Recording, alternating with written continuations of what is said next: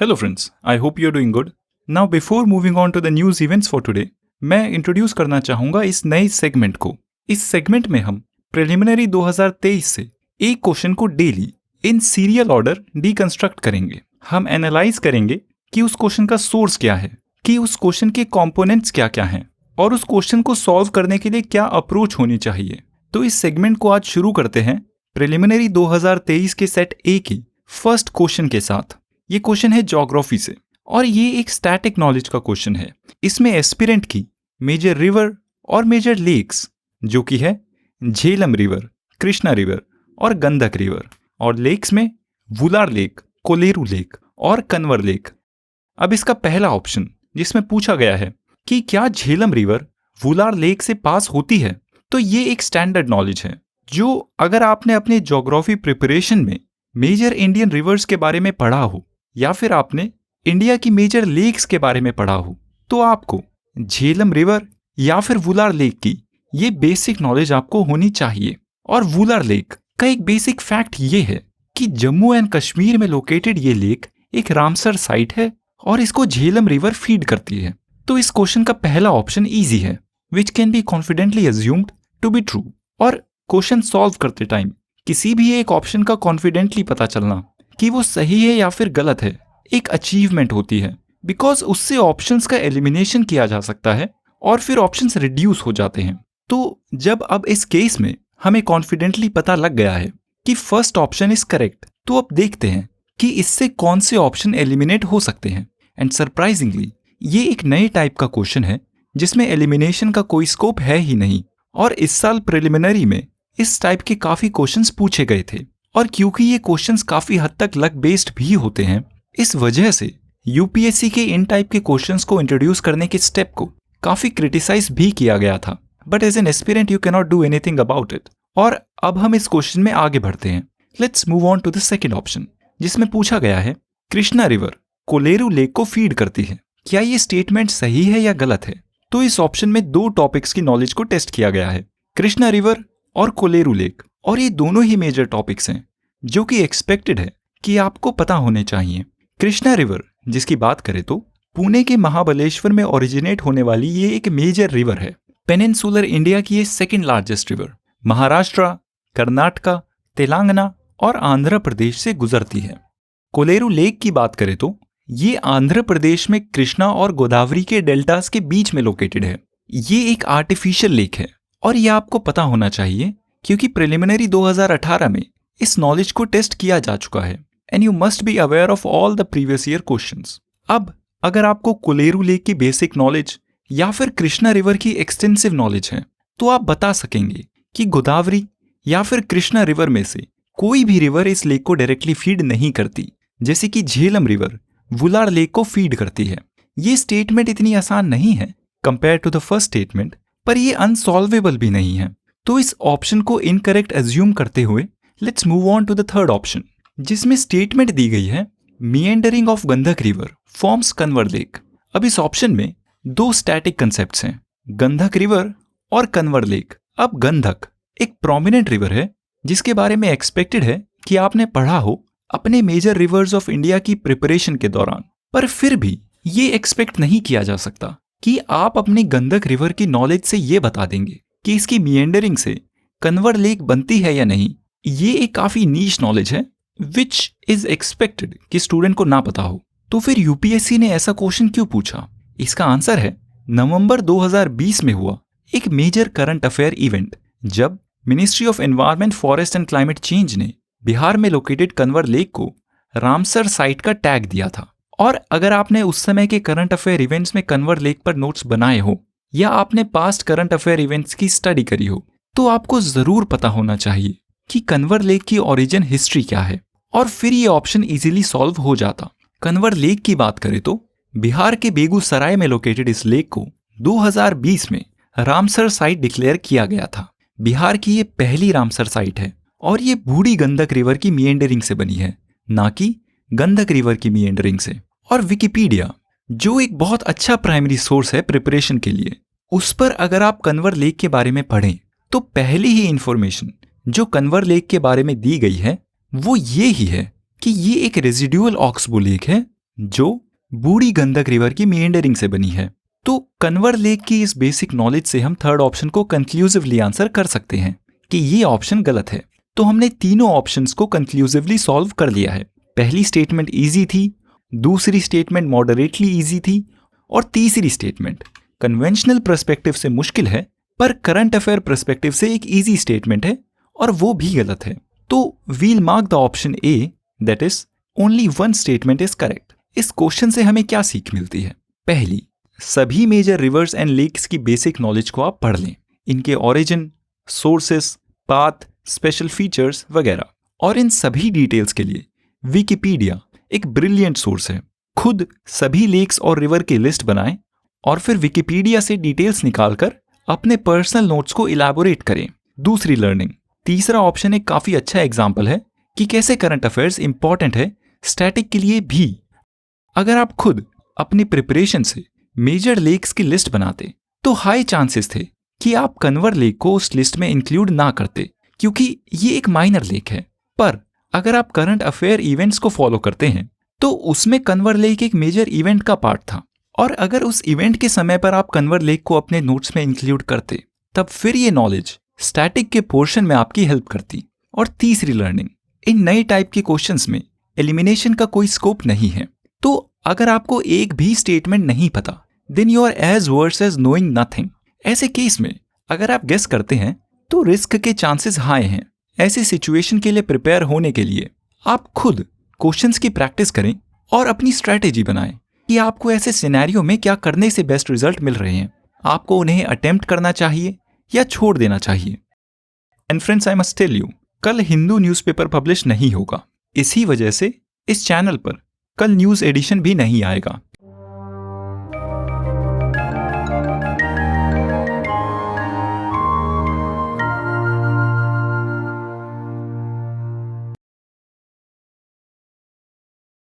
ये न्यूज़ है ministry of finance से।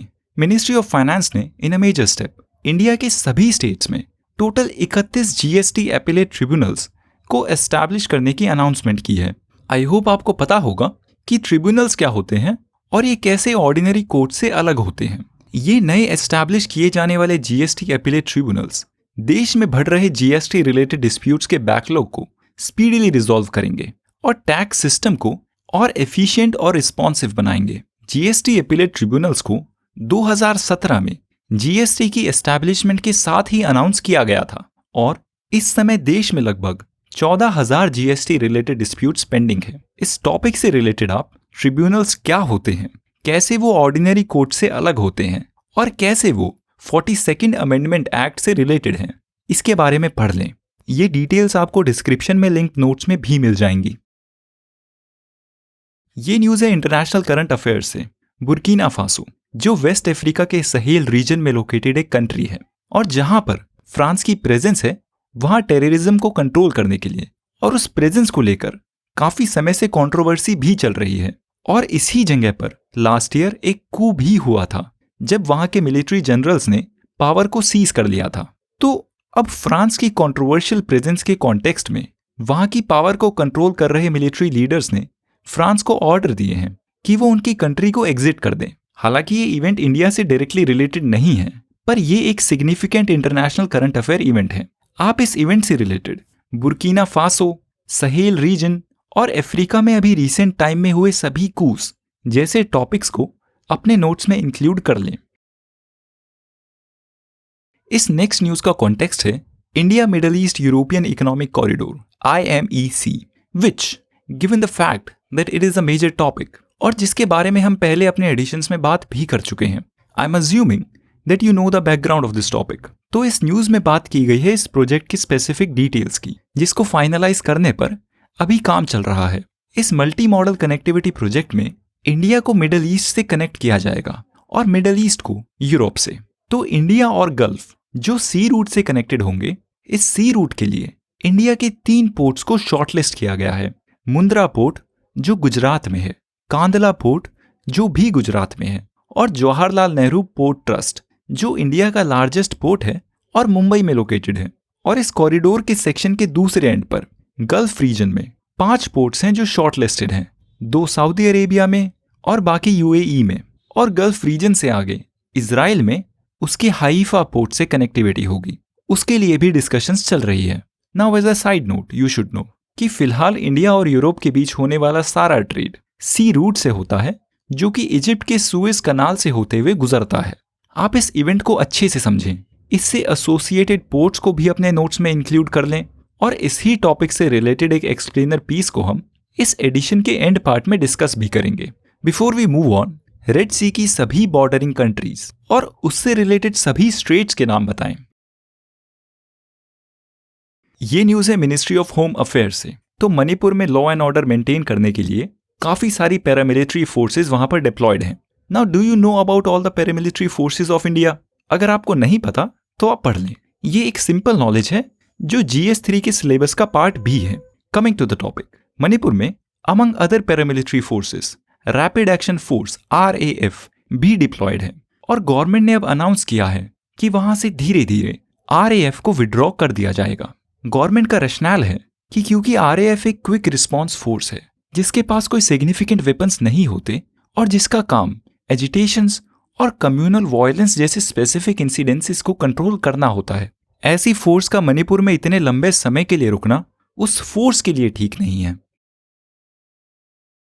ये न्यूज़ है पार्लियामेंट्री अफेयर्स मिनिस्ट्री से।